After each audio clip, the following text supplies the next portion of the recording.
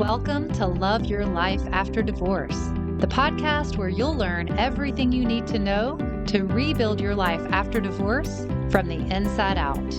Let's dive in.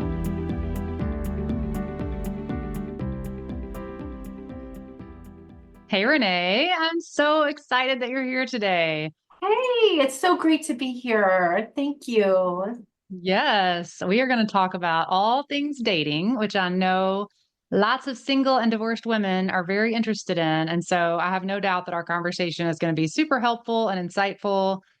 And so I'm ready to just jump in. But first, I would love to hear a little bit about your background, about, your history with dating and why you decided to become a dating coach. Yeah. So, I was always kind of dating challenged. I was never, the popular girl or anything. I did kind of as a fluke get married as a very young teenager, mostly to get out of the house, and ended up with four kids. And then we did get divorced, and then he passed away a few years later. And Mm, I was this single mom now with no co-parenting situation at all.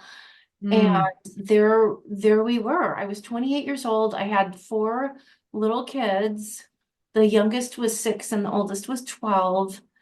I still had a year left to go in college, and it was tough. And then I graduated from college. I got the full-time job. So then I have the kids, the house, the dog, the very demanding job, the commute.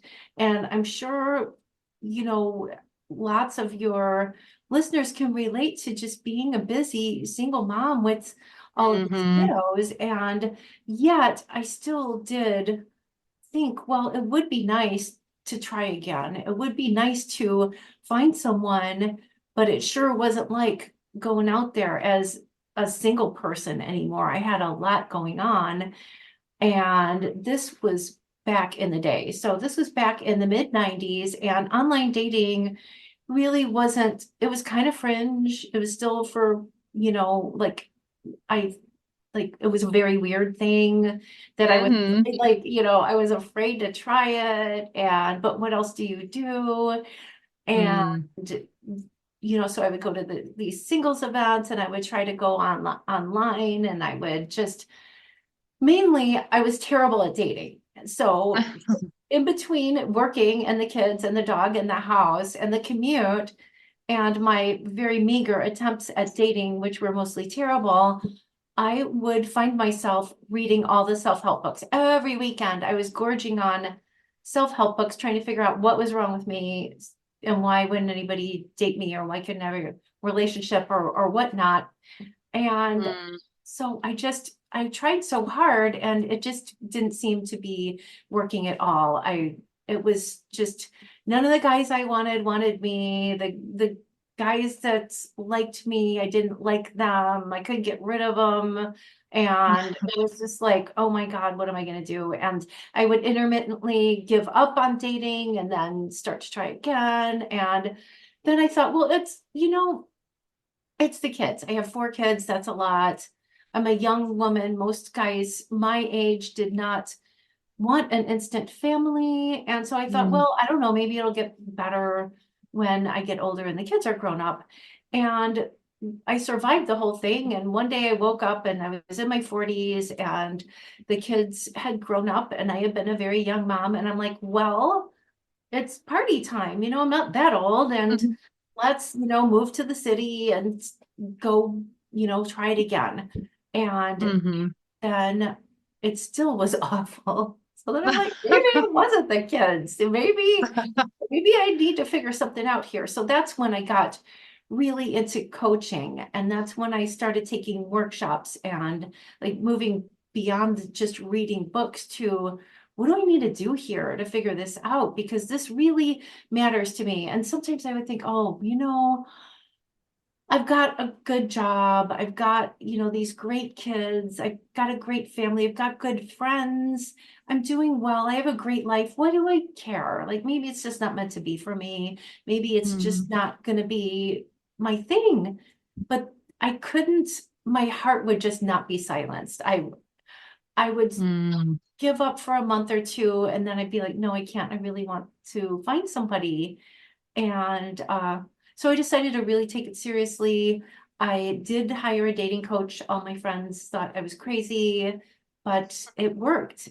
And then I was kind of over the cubicle corporate life, and I thought, what can I do? I'm too young to retire, but I cannot do this for another 20 years. I was like really over it after 19 years of all the corporate stuff. And so when it came time to figure out what to do career-wise with the rest of my life, I just really felt called to do this because I was so passionate about it. I learned everything the hard way, but I really learned so much about dating. So I did get certified as a coach and combine coaching skills with actual real world dating skills. So that's what I am doing today. I've been at it for 10 years.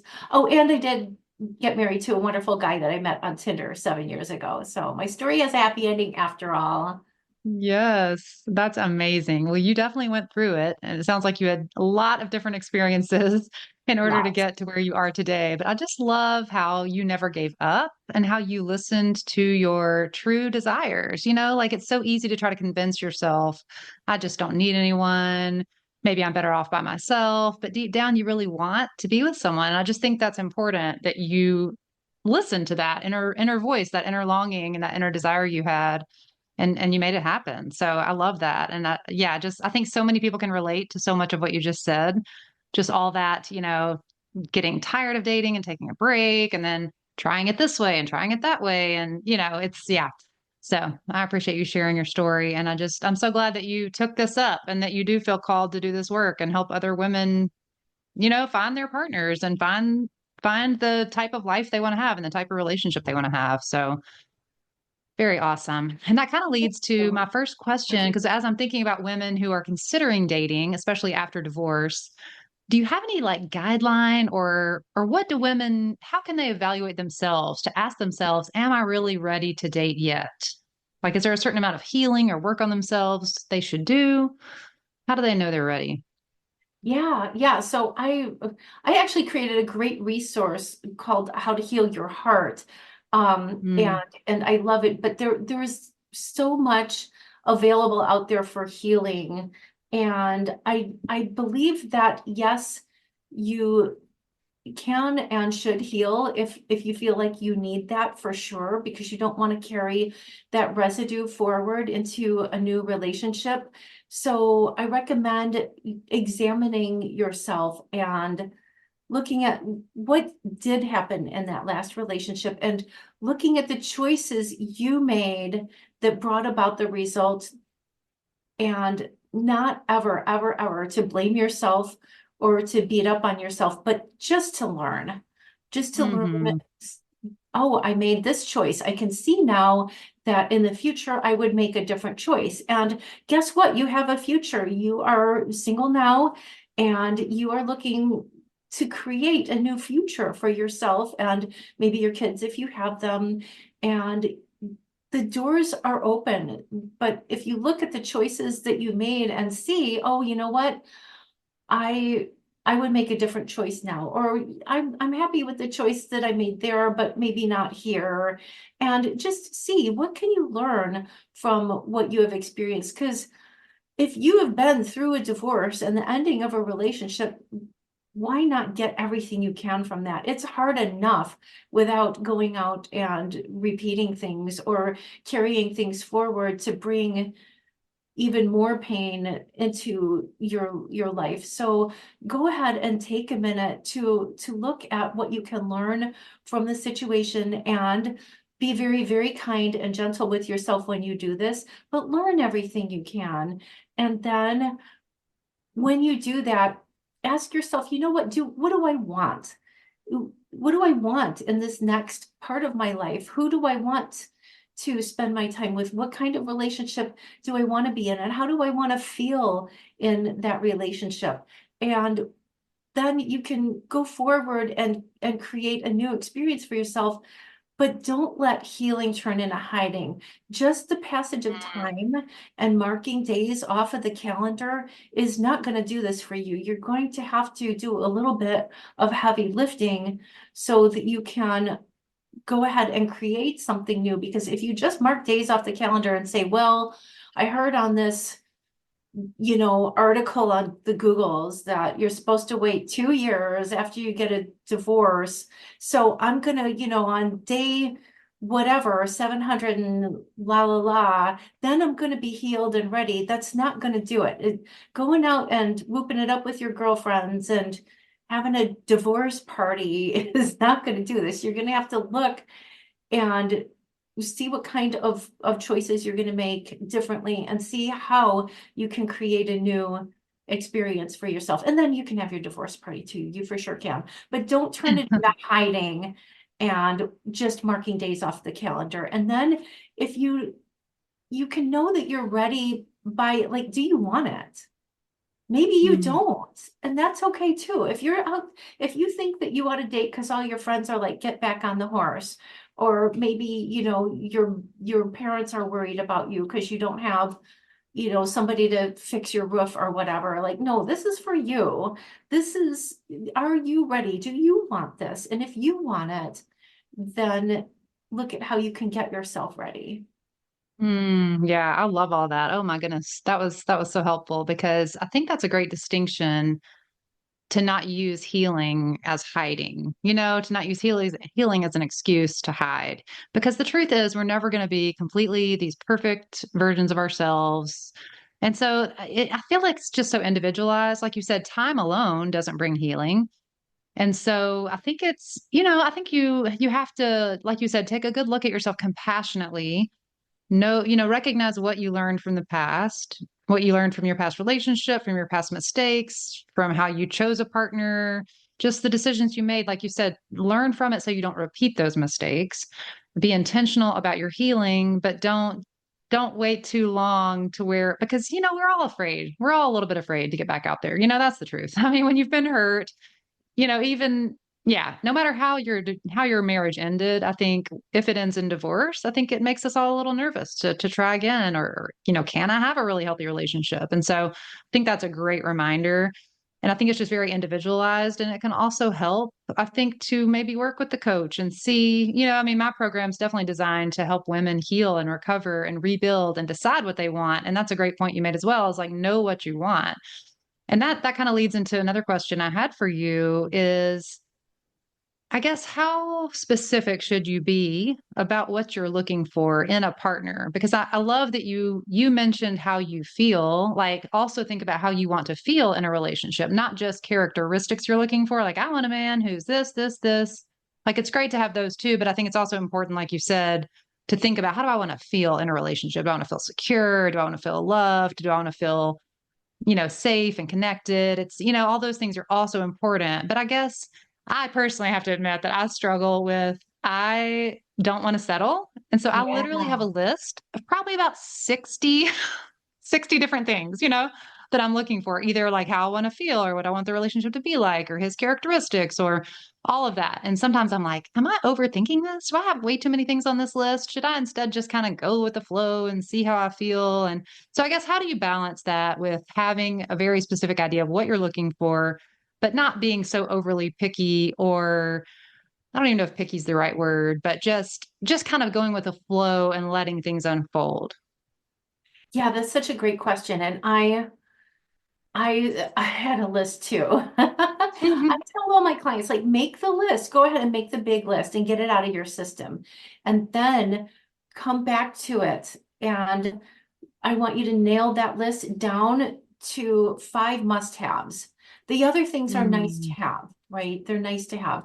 I mean, if you have to have all 60 or 100 of those things, then it's worth it for you to be single over it if you don't find them. That's legit. That is mm, super legit. But if you sometimes people come to me complaining, I don't want to settle, but I don't want to be alone either. And then I'm going mm, to tell you to look at that list, because that list is an idea. I don't want you to be single over an idea of something that doesn't necessarily even exist in the world. So if you would say, okay, if he does not have all 60 of the characteristics, then I'm fine being single. He has to have this, and that's the only way I'm ever doing the thing, that's fine. But if you say, I really want to find somebody, and should I be willing to reconsider, and are there things that I can compromise on? So now all of Hmm. the things on your list, those 60 things on your list, those are things that you really want and like for various reasons, and you get to want and like whatever you want and like. But I bet there are things on there that are more important than others, right? Hmm. It's kind of like, this is like so unromantic, but I'm very practical. It's kind of like when you go looking for a house, and you might have a list of 60 things, but you might not get all of them. So what's most important is the house in the right neighborhood? How are the schools? Is the roof leaking? You wouldn't take and buy a house with a leaking roof and, holes in the walls because you liked the color of paint it was, right? Right. Yeah, that's a So great analogy. yeah, yeah. So some of those Hmm. things on that list, while they are fantastic, they might not be as important as the other things. So try ranking things. Like, okay, there Mm. are these really, there are these nice to have things that would be great. And then there's the things that really have to be there, like the foundation can't be cracked. There can't be a gaping hole in the roof. I hope there's not bats in the attic, because that would be, And then if you don't like the fixtures on the sink, well, you can change those out, so Hmm. kind of like that. So Yeah. I, yeah, yeah. So I have people settle on like character-based must-haves. And those, because a lot of things too are redundant. Like you might say, um, you know, reliable and responsible and successful. And those are kind of all maybe under one umbrella. Like if you get one, you get them all. So that can That's simplify true. that a little too, and then things like kindness, things like loyalty, things like intelligent, is do this person's words and actions match? That kind of thing. Those are the big things. And then maybe he has a different color hair. Is that important to you? Are you going to, if somebody comes along and he adores you and he has the really important things, is, you know, just because he doesn't really have great fashion sense, like a certain person that I married, is that a deal breaker? When you have an actual live human being in front of you who loves you and is wonderful, is that kind of thing gonna stop you from being with that person? And here's the Mhm. catch. Here's what happens with most people is it's so easy to see the external things when you're, especially with online dating, and that's why it can be so hard. You've got to sit with this and give things time to develop and see what's going on underneath the hood. But most of us, we just want to swipe, swipe, swipe and look at these awful pictures and say, no, no, no, no, no. And you can't often tell from a guy's Tinder profile or Match.com profile if he's loyal, if his words and actions match. You got to actually talk to people to do that. And that's where the big disconnect often happens. Yeah, yeah, yeah, that makes a lot of sense. Well, so do you think that is there a best way to date as far as online or in person or even specific apps? How do you recommend women over 40 or not even necessarily over 40, but post divorce, how would you recommend they start the process of dating? Yeah, yeah, post-divorce. Okay, so post-divorce, life is real, all right? You've probably got kids. You're old enough to have been married and divorced. So you're probably not in college anymore, running around with droves of single people your own age who are just mingling with each other. So the dating pool, it does thin out as you get older. And people Mm. get divorced and people have jobs, they have kids, they have aging parents, they have commutes, they have houses, they have dogs, they have all the things. We are busy people in this this season of our lives. And that's why I think it makes the most sense to use the online dating platforms, use the dating sites, use the apps, but use them effectively.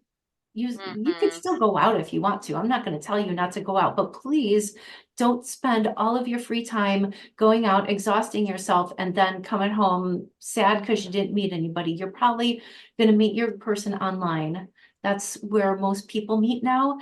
And I'm pretty site and app agnostic as long as you have a good, if you have a good profile and good pictures and you go about this right, that trumps any site or app you're on, unless you're on a like a really weird fringe one. I mean, don't go on adult friends only or something, but unless that's what you want. But really, Tinder is not just for hookups. I met my husband on there. Tinder is a huge dating platform. It's really great. Lots of people on Tinder are open to long-term relationships and marriage. So don't be afraid of Tinder. Just have a good profile and good pictures and know what you're doing out there, because the single people are on these apps, especially at this life stage. They're too busy to go out every night. Yeah, yeah, that's a great point. So if you're just starting out and you've never tried online dating, do you think you should just start with one app, or do you think it's better to do a couple at the same time? Go ahead and start with one just to get your feet Hmm. wet. And because here's the thing, the apps and the websites, they all have their little different things, but once you've got one under your belt, the second one's going to be easier. And another reason I would suggest rotating them is, I'm going to use the house analogy again. It's like selling a house. If you've ever sold a house, you get a lot more attention when you first get on, and it kind of dwindles off like around, 3 weeks, 30 days, definitely by 2 or 3 months. So if you rotate them, like let's say you get on Match.com and you go on there, you've never been on there. So you're getting your feet wet. You're going to get a good profile. You're going to post really good pictures. You're going to learn how to do that. I would stay on there for 30 days at least, and then add another one in because that'll be calming down a little, and then you'll get an influx of people from the new app that you go on, and maybe you keep the first one too, or maybe you don't. That's up to you, but I would recommend staggering them a bit. Oh, I love that advice. Yeah. And I know, I mean, people get a little freaked out or worried about, I mean, I know you have some great content and some great material about how to set up a great online dating profile. So I think if someone wants a lot more detail about that, they should check out your website. Is that the best place to find out offers, or maybe anyway, just I know you have some great Yeah, resources. So I don't want to get into yeah, all the nitty-gritty about that but I think setting up a good profile is important, like you said, with the good pictures and certain description that's going to accurately show who you are and fall in the right type of man that you're looking for, that kind of thing. But I guess what I want to say is basically it's really not that hard to set up a dating profile. I mean, it's it's really not. not that Yeah. difficult. Anybody can do it. It doesn't matter if you feel like you're bad with technology. I mean, get somebody to help you if you're really that concerned about it or figuring it out. But I think it's just a matter of just doing it, right? I mean, just get your profile Mhm. out there, set it up. Like you said, get your feet wet, try it out. There's no harm in that, you know? So I think it's fun. I like dating online personally. I think it's fun because, like you said, it's It just so is. convenient. It's like all of a sudden this huge pool of people who are also looking to date. So you don't have to walk around the grocery store going, "Oh, wait, does he have a ring on his finger? Like, should I flirt with this Exactly. guy?" You know, it just takes all that guesswork out. So yeah, I'm a Exactly. big fan of online dating too. Yeah, I mean, it's right there on your phone.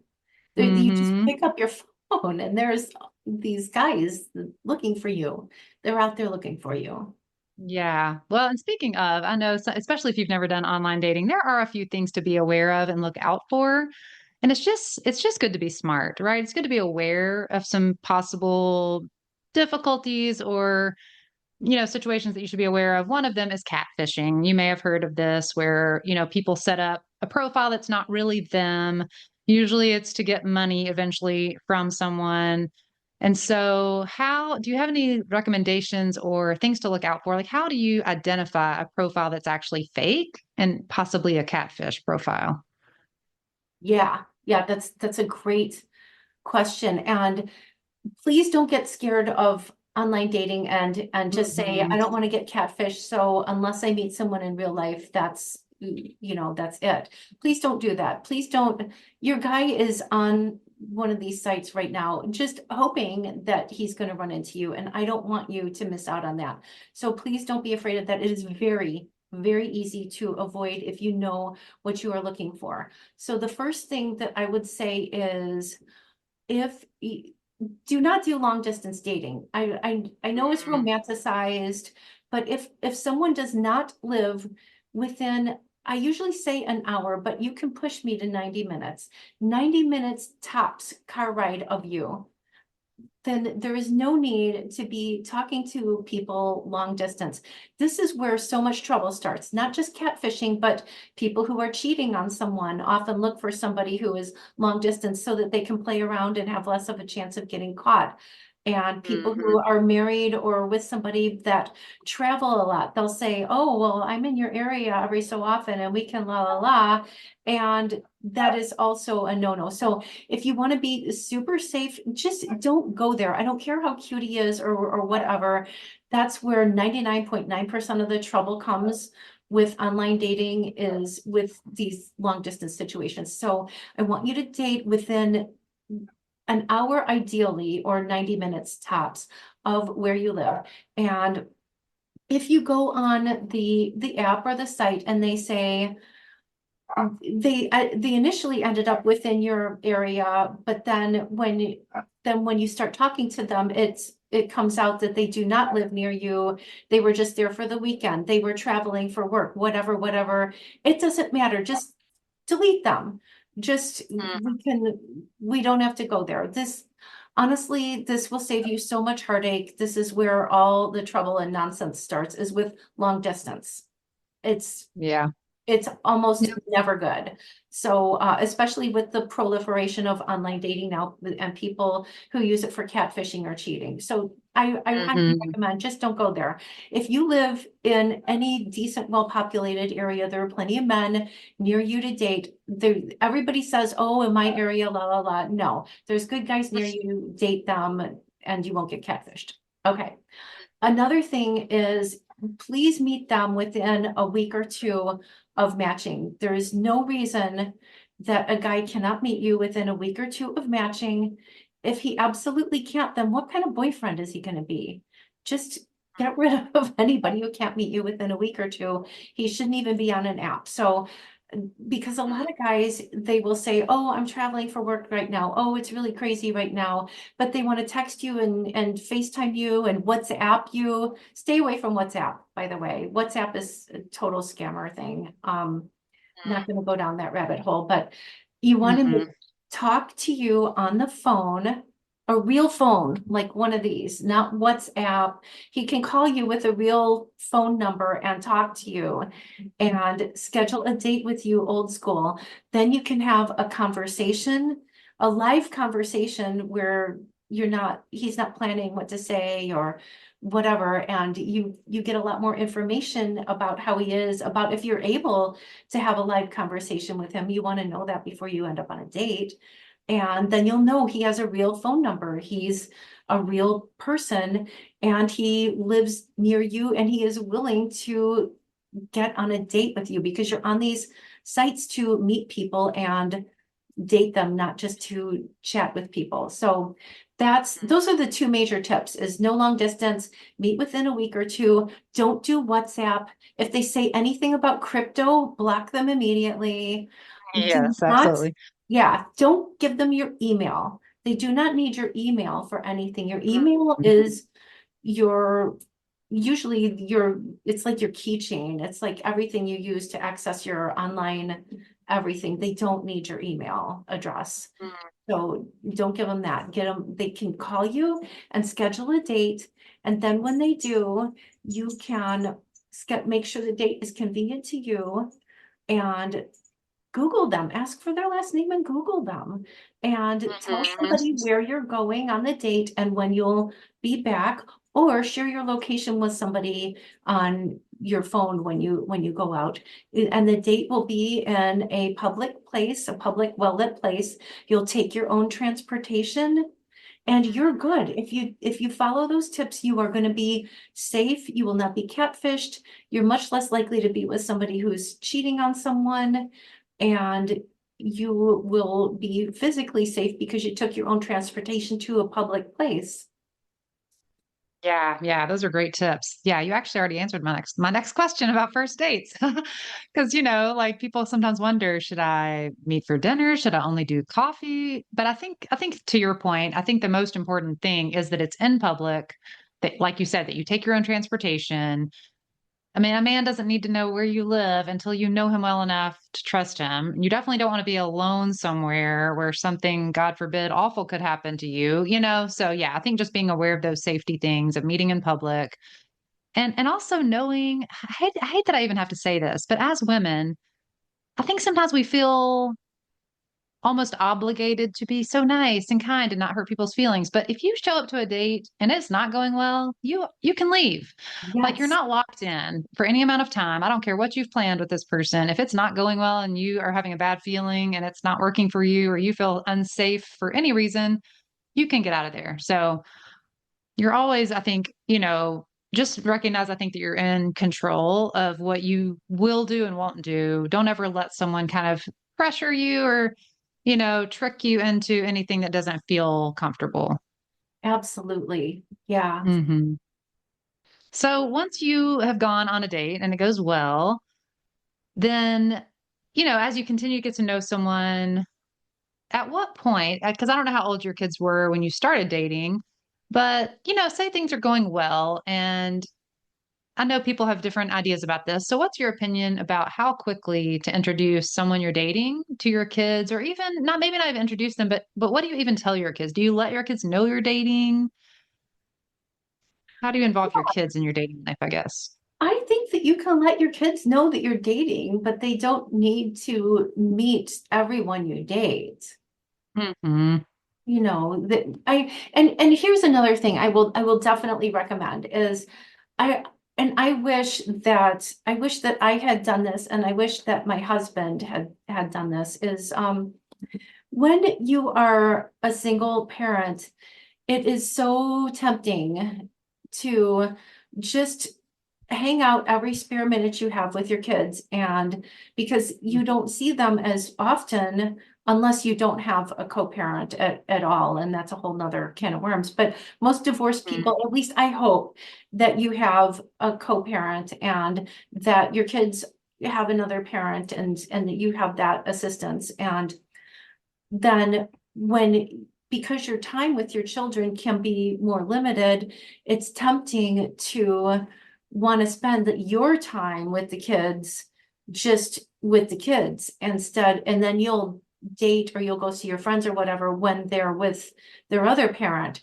And the danger to that is that it kind of sets your kids up for some disappointment because they think, it's all about them when they're at your house, and you just do your own thing when they're with their father. But then it's Hmm. all about them when they're at your house. And then if you ever need to do something during the days that you have them, they're like, what's happening? Like, I Yeah. didn't think you were a real human with needs or a social life or anything. I thought I was the, be all and end all, and I don't Hmm. think that's a great thing to teach kids.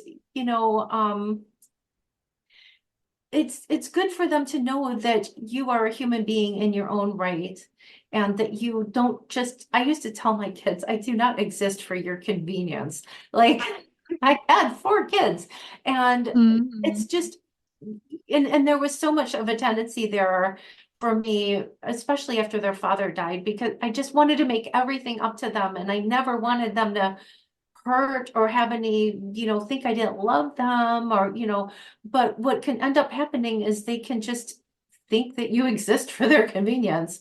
Um, so try to balance that, and do have some time for yourself, even when the kids are with you, so that they will see, hey, mom has friends, mom does things, and Hmm. I just think it's good for them to know that it gives them some respect for you and other people's needs, and just not to be thinking only about themselves all the time. And I think that's a good thing for kids to learn. And you don't have to be mean about it or yell at them. You're not going to hurt them. You're just going to say, hey, I'm going to hang out with my friends tonight, or I'm going to I'm going to start dating and making new friends. I would like to go out and make some new friends. You guys have friends. I like to have friends too. And then, Yeah.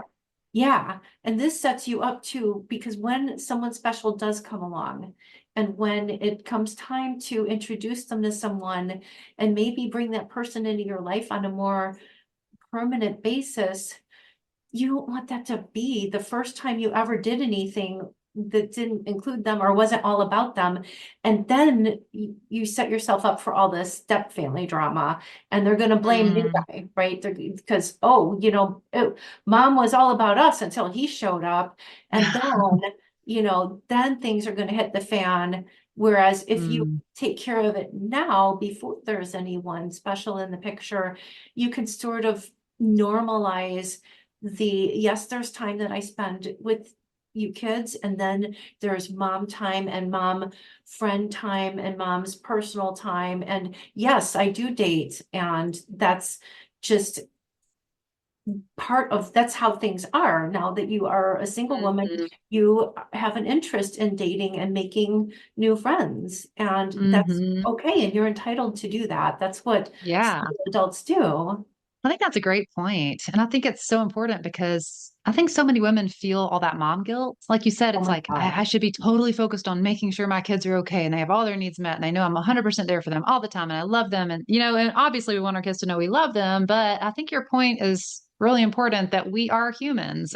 We have needs, we have social lives, I think I think that's a great thing to think about and to show your kids that you're not just a mom because you're also giving them that example when they become an adult. You don't want them to feel like, as a mom, you sacrifice yourself totally for everyone else, especially your kids, because I don't think that's healthy. And I think that's honestly why a lot of women choose to get a divorce because we totally lose ourselves. We lose Yeah. ourselves as people and as women. And so I think that's another reason dating after divorce can be so invigorating and so exciting. It's reclaiming a part of yourself. It's doing something for you that makes you feel happy and have a unique experience just for yourself when maybe you have spent years and years taking care of your kids and making sure your husband isn't going to get angry and blow up at everyone and you're walking on eggshells and ugh. So anyway, yeah, that's a great point. Thanks for sharing that. Yeah. And another random question. I don't know if you probably have, but I've heard this idea several different places that when you meet someone for the first time and then there's this sort of immediate spark and like this connection, this chemistry and this excitement, that maybe that's actually a bad thing because it means that somehow this is some trauma bond or that you are triggered with some type of flaw from your past, or it reminds you of, I don't know. I don't know if I'm explaining it very well. Have you heard this whole idea? Because I think it's fascinating and Oh, I'm all the sure there's time. some truth in it, but I'm a little bit confused and I'm like, so if I meet someone and it feels amazing, am I supposed to go, oh, that can't be real because it feels amazing like that? Do you know what I mean? It's just confusing. So, Yeah, yeah. And my answer is it depends. And now I have definitely uh-huh. experienced this. A lot of my clients have experienced this. And so what you have to ask yourself is think about the last few times that you met someone and it was super exciting like that. What happened next? How did things end up with that person? Because we want to notice patterns. I don't think any isolated incident is enough to make a judgment. Like sometimes really weird things happen. Sometimes really random weird things happen. Like, you walk out and, God forbid, but there's some kind of tragic thing in your neighborhood and somebody comes along and just gets injured or hurt in some way. And you think, well, I'm never going to leave the house again because as soon as I walked out the door, this thing happened. Well, the last 5 times you walked out the door, they were probably fine. And most of the time when you walk out the door, it's fine. You're able to go along your business. And so you want to look at the pattern. Like if some weird random thing happens only once, you can say, okay, that was a weird random thing and it was unfortunate, but I have reason to believe that that's not usually the thing that happens. It's Mm-hmm. it's not a pattern. Sometimes you'll have a bad, weird first date. Sometimes you'll pull in a real wingnut on Match.com. Don't make that mean that Match.com is a terrible place and all the men on there are awful. It's just Mm-hmm. a random thing. But if everybody reaching out to you is a weirdo, then take a look at your profile. Take a look at those pictures. Take a look at what is happening here. So it would be the same with anything, including a really wild, fervent, romantic connection where it's just off the charts chemistry and you just think that this guy is amazing and you float home on a cloud. That can be a Mm-hmm. really fun experience. Is that what always happens when you are meeting somebody and it turns out to be great? Or is that something that happens and then it turns out to be a complete train wreck? So if the answer is, oh yeah, those relationships always ended up being just awful, then I would say maybe it is a trauma bond. And you can, those things just feel so intoxicating. And we are taught through, just think about like all of us women, we are indoctrinated with this cultural ridiculousness. There's some prince out there coming to sweep us off our feet just any freaking minute. You got to be Mm-hmm. beautiful and wear the right lip gloss and be a size 2 or maybe a celebrity or buy the designer jeans. But he's out there. If you just do the right thing or you're beautiful enough or nice enough or, and he's going to show up and we shouldn't have to do anything, by the way, except maybe buy the lip gloss.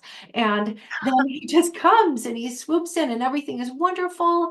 And you don't have to do anything. You don't have to work on your communication skills or put together a profile or learn how to date or do any healing or maybe get any coaching. You don't have to do anything. This is supposed to just happen to you.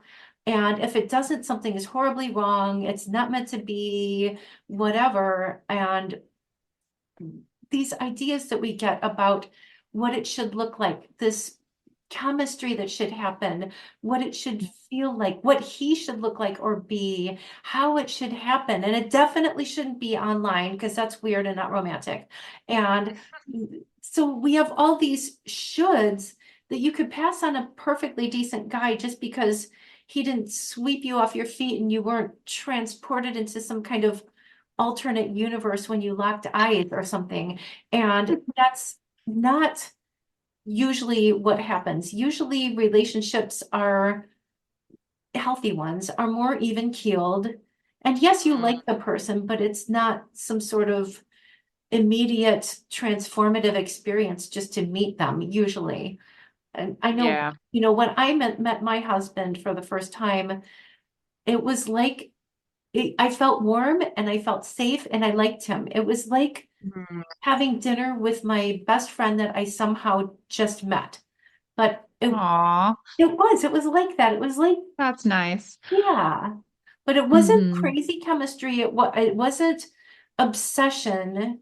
It was just, wow, I met this really nice guy. I really liked him.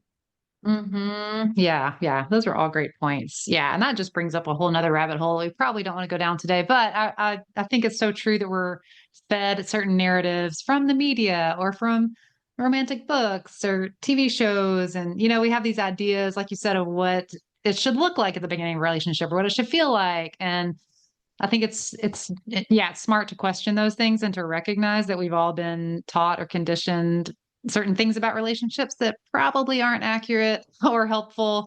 And like you said, we can miss out when we expect it to go a certain way instead of maybe just taking each person as they come. And like I do think, like we talked about the list, I do think it's really important, like you said, to have some idea of what you're looking for, a pretty Yes. good idea. And like you said, your non-negotiables, things that are must-haves. I'm going to get a highlighter and go to my list, by the way, later and highlight my really Yes. important things and whittle it down. But anyway, so yeah, all great points. Yeah, and I think that's really all I had, planned to ask you about. Is there anything else that we haven't talked about that you were wanting to share that you think would be helpful? I um I just want you to know, like I want everyone to know that if you are looking for someone to share your life with, and you just really yearn with your heart to find someone to have that kind of connection with, no matter what your past looks like, no matter what your divorce, your kids, your upbringing, whatever the things are, I believe that our desires are like homework assignments from the universe. And if you want something, Mm, especially a genuine, wonderful thing like finding love that really just doesn't hurt anyone else and makes the world a better place just for you having it, mm, then that desire is meant to be. It is meant to be for you just because you want it. And you can mm, have someone wonderful to share your life with. There are plenty of people out there looking for you. It's not like you're trying to get a gold medal in the Olympics or get elected president or win the lottery. There's plenty of people out there looking for you right now that you can meet and build a connection with. And it really isn't even that hard if you learn how to do it. So learn how to date. It's just a skill set. And once mm. you do, you stand a much better chance of getting what you want. And if you would like to do that, I have a great free gift for you. If you go to bit.ly/man plan, and man plan is all in caps, and it'll help you create your very own man plan so that you can go and find your guy who is out there looking for you. Because if you want it, it is meant to be. Oh, that's awesome. And we'll definitely put that link in the description as well, so people can just easily click on that and get that free gift. And as you were saying that, I realized there was one more question I had that I forgot to ask. Sure. And that is, how do you handle disappointment? Let's say that I'm clear on the fact that I do want a really healthy relationship with, someone that's long lasting and meaningful and all of that. I'm clear on that. And I know what I'm looking for and I keep trying and I go on date after date and I'm like disappointed. Like so many women just want to give up sometimes, or it's just so exhausting, or they feel like, oh, why should I keep trying or putting myself out there? So what would you say to a woman who's in that state of mind in that moment of just being disappointed and wondering, is this even worth it? Am I ever going to find him? Does he even exist? Is he out there? How do we keep going when we feel like giving up? Oh my God, I hear you. I did this for 20 years and there was a lot of disappointment. The Mm, first thing I would say is it absolutely is possible. If you really want this, there there are people out there. And I would say, you know, disappointment is normal, but mm, if you keep running into the same disappointments over and over again, I would strongly encourage you to get some kind of support. Reach out to a coach. You can join my website. You can reach out to somebody who does this kind of work. There are also I have a podcast all about how to date. It's called Find Love After 40 with Renee mm, Suzanne. Um, but learn how to date, especially because it does get harder as you get older. And if you keep getting disappointed because you're running into the same things, then troubleshoot where you're getting stuck and why. And get somebody mhm, to help you with this if you're not able to come to the answer on your own. Because if the mhm, same things keep happening over and over again, then there's likely something that you need to uncover that is keeping you stuck where you are. And having another set of eyes helping you troubleshoot that can really be so helpful, because there are only so many things that can happen with dating. You need to get out in front of people and meet them. You need to go on mhm, dates, and those dates need to go and develop into a relationship. So look at where you're stuck. Do you still get stuck at the same place every time? Or do you get further along every time? And troubleshoot, why am I getting stuck? Is it because the guys who reach out to me aren't guys that I like? Is it because my first dates, I go out on them, but they don't ask me on second dates, or I don't want to go on the second dates? Or is it that you go on a few dates and then they vanish, or they ghost, or you get stuck in some sort of situationship? Like, where are you getting stuck along the conveyor belt of, I know it's not very romantic the way I describe it, but there really are only so many things that can happen in Yeah. dating. Look at where you are getting stuck and ask yourself why, and then question every belief you have about dating, about who you should be with, about how this is supposed to look, about what qualities he Mm, has to have and what qualities he doesn't. Ask yourself why. Why does he have to be 6 feet tall? Why does he have to earn six figures? Why does he have to play chess or be a libertarian or a, Presbyterian or a whatever? Why? Where are you getting stuck and mhm. why? That is awesome advice. Thank you so much for sharing all of your amazing wisdom with us. I know it's going to be so helpful for everyone listening. I love having this conversation. It's super fun. And I just really appreciate you coming on. You are so welcome. Thank you so much for having me. I really appreciate it. You are welcome. If you're feeling lost, overwhelmed, or unsure of how to move forward after your divorce, I've created a free guide just for you. It's called the 5 Stages of Divorce Recovery, and it lays out the roadmap to help you heal, rebuild, and love your life after divorce. This guide is packed with insights and actionable steps that will take you from grieving to embracing your future with confidence. Click the link in this podcast description, and the free guide will be delivered straight to your inbox.